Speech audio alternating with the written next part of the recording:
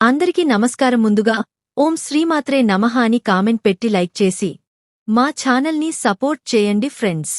ఈరోజు మనం ఈ వీడియోలో రెండు అద్భుతమైనటువంటి విషయాల్ని తెలుసుకుందాం. స్త్రీలు మరియు పురుషులు చాలామంది చేతికి దేవుడి బొమ్మ ఉన్నటువంటి ఉంగరాన్ని ధరిస్తూ ఉన్నారు. ఈ మధ్యన ఎక్కడ చూసినా చేతికి అమ్మవారు కావచ్చు, లక్ష్మీదేవి కావచ్చు, వెంకటేశ్వర స్వామి కావచ్చు, శ్రీకృష్ణుడు కావచ్చు, ఆంజనేయస్వామి కావచ్చు, పరమేశ్వరుడు కావచ్చు, ఇలా దేవుడి యొక్క ప్రతిరూపాన్ని ఉంగరంపైన ముద్రించి చేతికి ధరిస్తూ ఉన్నారు. దేవుడి రూపము ఉన్నటువంటి ఉంగరాన్ని చేతికి ధరించినప్పుడు ఎటువంటి నియమని పాటించాలి? ముఖ్యంగా మాంసాహారం తినవచ్చా? నెలసరి ఉన్నవాళ్లు, ఏటి సూతకం ఉన్నవాళ్లు ఈ దేవుడి బొమ్మ ఉన్నటువంటి ఉంగరాన్ని చేతికి వేసుకుని వచ్చా?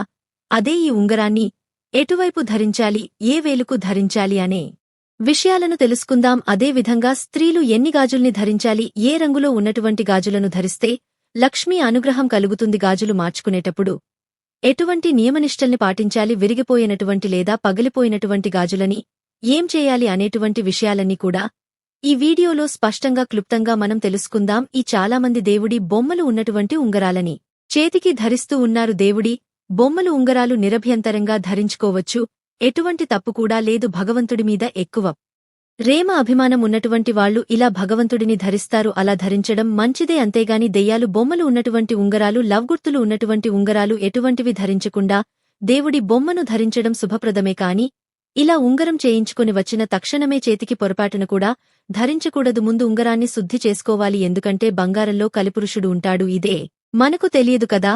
పరీక్షిత్ మహారాజు కలిపురుషునికి కొన్ని స్థానాన్ని ఇచ్చాడు, కొన్ని చోట్ల ఉండమని అవకాశం ఇచ్చాడు. అందులో బంగారం కూడా ఒకటి. బంగారు నగలు మనం ఇంటికి తెచ్చిన తక్షణమే చక్కగా శుద్ధి చేయాలి. శుద్ధి అంటే ఎలా చేయాలి? కాసిని నీళ్లు తీసుకుని కాస్త పసుపు వేసి ఒక తులసి దళం వేసి ఆ పసుపు నీళ్లలో బంగారుని బాగా కడగాలి. ఆ తర్వాత పాలతో కడగాలి. పాలలో లక్ష్మీదేవి ఉంటుంది, అందుకే అమ్మవారిని లక్ష్మీ క్షీరసముద్ర రాజతనయం శ్రీరంగధామేశ్వరీం దాసీభూత సమస్తదేవాయ అని లక్ష్మీదేవికి ప్రతినిత్యము మనం నమస్కారం చేస్తాం కదా.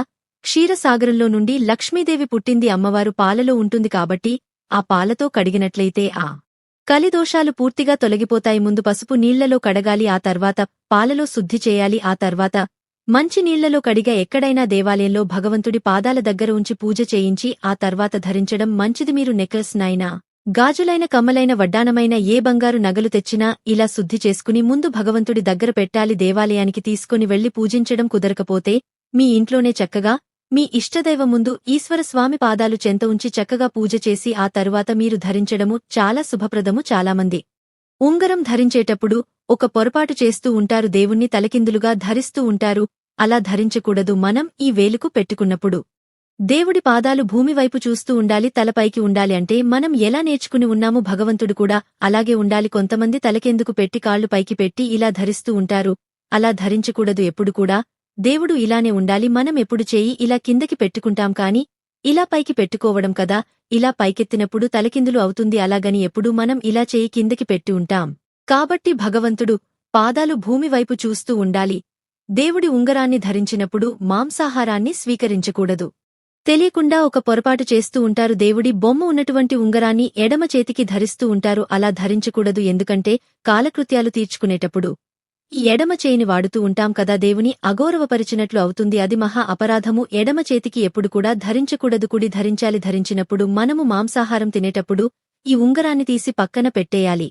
అలాగే నెలసరి అయిపోయేనా 5వ రోజు తల స్నానం చేసుకుని మళ్లీ ఉంగరాన్ని ధరించవచ్చు. మాంసాహారం తినేటప్పుడు కొంతమంది అలానే కలుపుతూ ఉంటారు కదా. వెంకటేశ్వరస్ వామి కావచ్చు, అమ్మవారి కావచ్చు, ఈ మాంసాహారం కలిపేటప్పుడు అది వాళ్లకు నివేదన చేసినట్లు అవుతుంది. అది మహా అపరాధం. స్త్రీలు కావచ్చు, పురుషులు కావచ్చు, మాంసాహారం తినేటప్పుడు దేవుడ యొక్క ఉంగరాన్ని తీసి పక్కకు పెట్టాలి. అదేవిధంగా మహల ఉన్నప్పుడు ఈ భగవంతుడి ఉంగరాన్ని చేతికి ధరించవచ్చా అంటే నిరభ్యంతరంగా ధరించుకొనవచ్చును, ఎటువంటి పొరపాటు కూడా లేదు. ఏటి సూత్కంలో ఉన్నటువంటి వాళ్లు కూడా చక్కగా ధరించుకొనవచ్చును. స్త్రీలు రజస్వల దోషమున్నప్పుడు ఆ భగవంతుడి ఉంగరాన్ని తీసి పక్కకు పెట్టాలి. మళ్లీ స్నానం అయిపోయిన వాత చక్కగా పసుపు నీళ్లలో పాలలో కడిగ మళ్లీ భగవంతుడు పాదాల దగ్గర పెట్టి కళ్లకు అందుకని మళ్లీ ధరించడం చాలా శుభప్రదము. స్త్రీలు ఎప్పుడు కూడా పంచమాంగల్యాలని ధరించాలని మనకు ప్రాచీన గ్రంథాలు తాళపత్ర నిధి చెప్తోంది. స్త్రీలు ఎప్పుడు 5 వస్తువుల్ని ధరించాలి. సుహాసినులు, పసుపు, కుంకుమ, పూలు, గాజులు, మెట్టెలు, మాంగల్యము.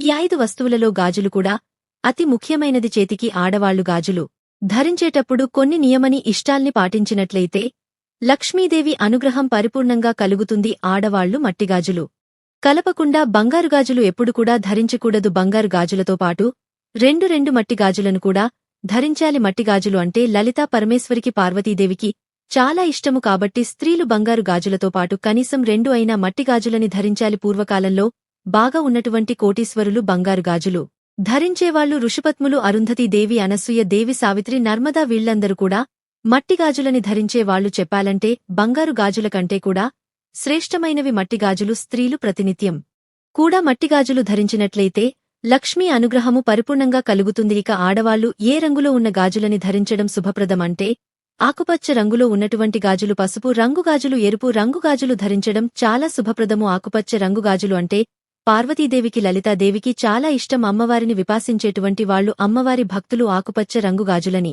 ధరించండి. లక్ష్మీదేవికి పసుపు గాజులన్నా, ఎరుపు గాజులన్నా చాలా ఇష్టం. గులాబీ రంగులో ఉన్నటువంటి గాజులు, ఎరుపు గాజులు, పసుపు లక్ష్మీదేవికి చాలా రీతికరం. వాటిని ధరించినట్లయితే లక్ష్మీ అనుగ్రహము అనేది కలుగుతుంది. ఇక చిన్న పిల్లలు స్కూలుకు వెళ్లేటువంటి వాళ్లు ఉంటారు కదా, కాలేజీకి వెళ్లేటువంటి అమ్మాయిలు, వాళ్లు తెల్లని గాజులని ధరించడం చాలా మంచిది. సరస్వతి దేవికి తెలుపు రంగు అంటే ఇష్టం కాబట్టి తెల్లని గాజులు విద్యార్థులు ధరించినట్లయితే సరస్వతీమాత అనుగ్రహం కలుగుతుందని తాళపత్ర నిధి అనేటటువంటి గ్రంథంలో మనకు పెద్దలు చెప్పి ఉన్నారు. ముఖ్య గాజులు గురువారం ధరించడం చాలా శుభప్రదం. గురువారం గనక కొత్త గాజులని ధరించినట్లయితే అష్టైశ్వర్యాలు కలుగుతుంది అని మనకు పురాణాలు చెబుతున్నాయి. ముఖ్యవారం రోజు ఎటువంటి పరిస్థితుల్లోనూ స్త్రీలు గాజులని ధరించకూడదు. గురువారం గాజులు ధరించడం చాలా మంచిది. ఇక కావాలంటే సోమవారం, బుధవారము, శనివారము గాజులని మార్చుకోవచ్చు. అంటే ఈ గాజులు తీసేసి వేరే గాజులని వేసుకుని వచ్చును. గాజుల్ని వేసుకునేటప్పుడు తప్పకుండా ఒక నియమాన్ని పాటించాలి. పసుపు రాసి ఆ పసుపు దారాన్ని చేతికి చుట్టుకొని అప్పుడు మాత్రమే గాజులు తీసేయాలి. పూర్తిగా గాజులు తీసేయకూడదు. చాలామంది బట్టలు ఉతికేటప్పుడు పూర్తిగా గాజులు తీసేసి ఉదుకుతూ ఉంటారు, పగిలిపోతాయని. అలా చేయకూడదు. ఒకవేళ మీరు గాజులు పూర్తిగా తీసేసినట్లయితే పసుపు దారాన్నైనా 2 చేతులకి కట్టుకోవాలి. ఇది చాలా ముఖ్యము. అలా చేయకపోతే ఆర్థిక సమస్యలు అనేవి పెరిగిపోతాయి, ఇంట్లో మనశ్శాంతి ఉండదు, భార్యాభర్తలకు విపరీతమైనటువంటి కలహాలు పెరుగుతాయి అని చెప్పి కూడా మనకు తాళపత్ర నిధి అనేటటువంటి గ్రంథంలో పెద్దలు చెప్పి ఉన్నారు. గాజులు చిట్లిపోయిన, పగిలిపోయిన తీసుకుని వెళ్లి డస్ట్ బిన్లో వేస్తూ ఉంటారు. అలా పొరపాటున కూడా చేయకండి. ఇంతవరకు మీ చేతిలో ఉన్నటువంటి గాజులు ఎంత పవిత్రమైనవి. సాక్షాత్తు మీరు భగవంతుడి దగ్గర పెట్టి పూజించి మీరు ధరించారు కదా. గాజుల పగిలిపోయిన, చిట్లిపోయిన 3 సార్లు ఎవరూ తొక్కనటువంటి ప్రదేశంలో గాని, నదిలో గాని, చెరువులో గాని వేయడం చాలా మంచిది. అంతేగాని డస్ట్ బిన్లో తొక్కేటువంటి ప్రదేశాల్లో వేయకూడదు అని మనకు పెద్దలు చెప్పి. ఎన్ని గాజులు ధరిస్తే శుభప్రదము అంటే 1 డజన్ గాజులు ధరిస్తే చాలా మంచిదండి. ఈ చేతికి 6 గాజులు, ఈ చేతి 6 గాజులు. ప్రస్తుతం ఉన్నటువంటి సమాజంలో ఒక్కొక్క గాజు ధరించడం ఎక్కువగా అలవాటు అయిపోయింది. కనీసం అరడజన్ గాజులైన ధరించడం శుభప్రదము. లేదా ఈ చేతికి 2, ఈ చేతికి 2 అయినా ధరించండి. ఒక్కొక్క బంగారు గాజు వేసుకున్నారు అనుకోండి, 2 మట్టి గాజులు వేసుకోండి, లేదా 4 మట్టి గాజులు వేసుకోవడం చాలా మంచిది.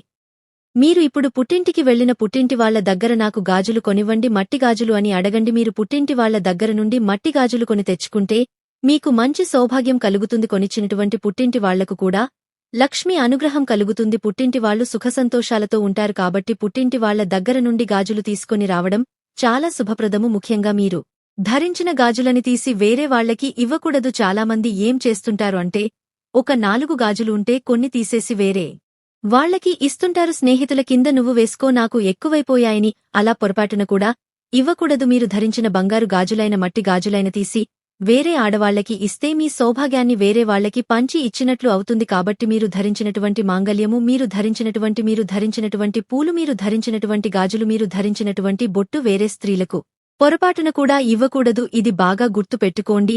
ఈ విషయాన్ని అందరికీ చెప్పండి. ఇంకొంతమంది స్త్రీలు ఒక పొరపాటు చేస్తుంటారు. ఒక్క చేతికే గాజులు వేసుకుని మరి ఒక చేతికి వాచి కట్టుకుని ఉంటారు. అలా చేయకూడదు. ఒంటి చేతి ఉంచకూడదు. 2 చేతులకు గాజులని ధరించడం వల్ల లక్ష్మీ అనుగ్రహం కలుగుతుంది. కాని స్టీలు గాజులు, ఇనుపు గాజులు, ప్లాస్టిక్ పొరపాటున కూడా ధరించకూడదు. ఇనుము దరిద్ర దేవతకు ప్రతినిధి. దరిద్ర దేవతకి ఇంకొక పేరు ఇనుప గజ్జల తల్లి అని. ఇనుము గాజులని ధరించకూడదు. గాజులను ధరించడం ద్వారా ఆర్థిక సమస్యలు కలుగుతాయి కుటుంబంలో. కాబట్టి ప్లాస్టిక్ గాజులు, రబ్బరు గాజులు ధరించకూడదు. నీలిరంగు గాజులు, నల్లని గాజులు ధరించడం మంచిది కాదు. నలుపు, నీలిరంగు అంటే శనీశ్వరుడికి ఇష్టం కాబట్టి కలి దోషం చుట్టుకుంటుంది. రేపు ఇంకొక చక్కటి వీడియోలో కలుసుకుందాం. మీకు ఈ వీడియో నచ్చితే తప్పకుండా లైక్ చేసి షేర్ చేయండి. మరిన్ని వీడియోస్ కోసం మా ఛానల్ని సబ్స్క్రైబ్ చేసుకోండి. పక్కనే ఉన్న బెల్ని యాక్టివేట్ చేసుకోవడం మాత్రం మర్చిపోవద్దు.